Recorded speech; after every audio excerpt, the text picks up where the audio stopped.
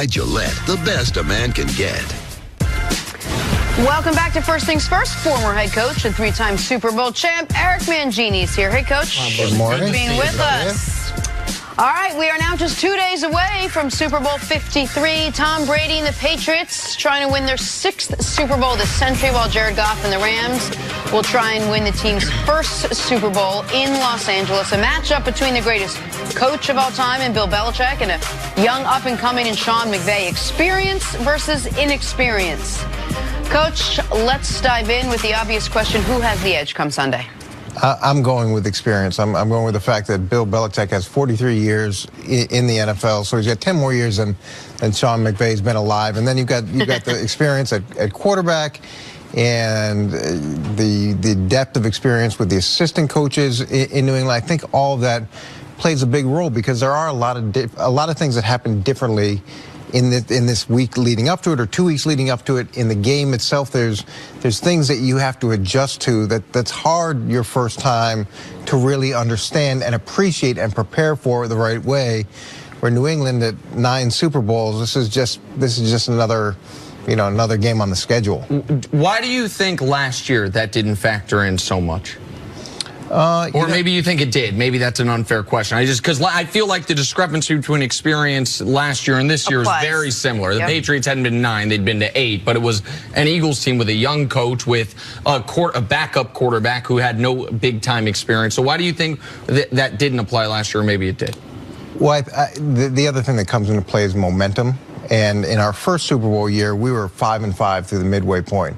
But then we got on a roll, and after we got on a roll, it built on itself. And I felt like Philadelphia had that same sort of momentum, and Philadelphia had that storybook underdog thing going, and then you get the backup quarterback, the Nick Foles. There were a lot of things that lent itself to an upset.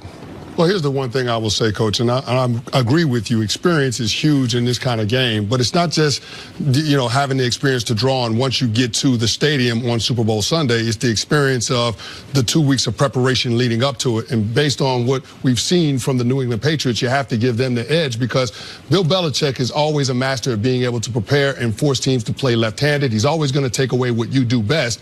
And so you have to have an adjustment to that. And I think that based on what we've seen from Belichick coach teams, they're able to execute at a higher level on this stage than other teams. So I looked at last year's Super Bowl and saying, had it not been for Brandon Graham getting that strip sack, we're probably talking about another Lombardi trophy case, another Lombardi in the trophy case up in New England. So I think you have to look at Bill Belichick and how he handles the weeks leading up to the Super Bowl, and that allowing his team to play with a lot more confidence, knowing that they've seen pretty much everything that the Rams are probably going to present to them. They've already accounted for all the different scenarios, the different situations that pop up in big games, and they have the confidence to execute when those moments present themselves. I can't say the same thing for Sean McVay and this upstart Rams team, which is why I got to give the edge to the Pats.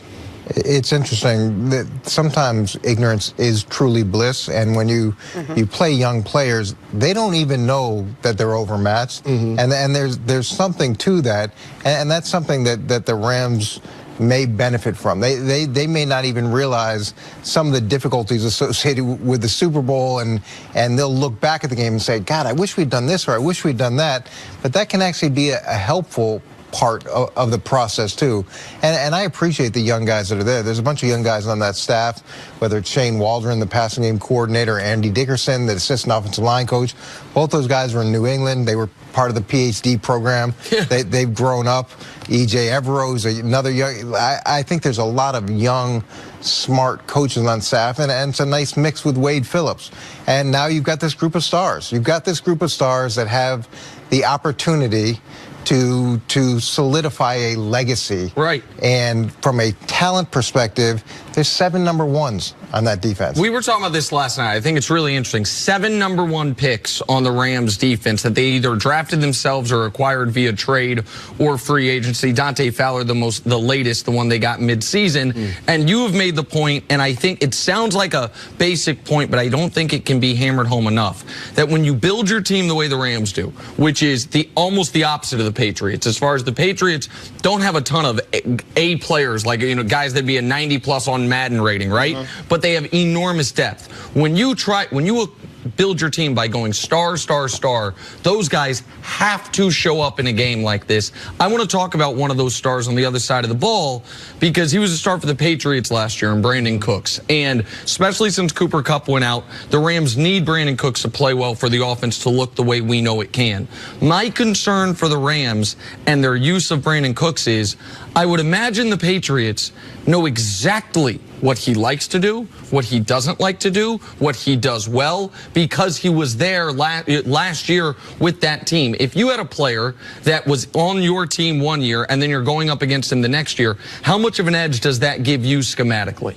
It does give you an edge, but it only gives you an edge if the other team accommodates that edge. And so, and I think the experience component to this is the same thing.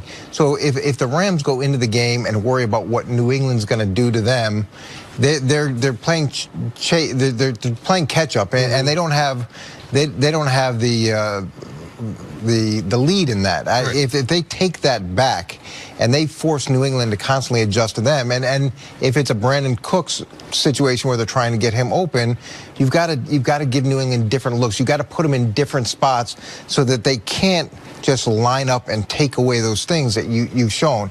The edge, though, would be with coaching in a player-type situation because of that intimate knowledge you have of his strengths and weaknesses. So you're saying that it's important for the Rams to be proactive and not reactive to what the Patriots present to them? Yeah, they're going to have to adjust, and they're going to have to go to the sideline and say, okay, this is how the game's being played. And that's an important thing to understand. But they also need to establish, we're going to try to play this game on our terms as well. You have a rule-based defense. You have a rule-based offense. You have all these things that you want to do. We're going to force you to think about it and talk about it on the sideline and adjust to us and take that edge back. And I think the one thing that's critical to being able to do that is getting out to a hot start. Because, Nick, we talked about it before, the Patriots in their 8 Super Bowls prior, they scored a grand total of 3 points in the first quarter. Right. So, I mean, that's where you have to look at, okay, the Rams have an opportunity to dictate the complexion of the game by getting out to a hot start early. I think that's something that they've got to focus on. Great. So just so I'm clear, all the Rams have to do is get out to a hot start over the Patriots and play their game and not play reactionary football. And then they should be nailed it. There you go. All right. Advantage Rams. Coach, stick around. Coming up, can Gronk be the difference maker in possibly his final NFL game? We'll discuss that next on First Things First. I think this is Gronk's swan song. I think it's the last game. I agree with that.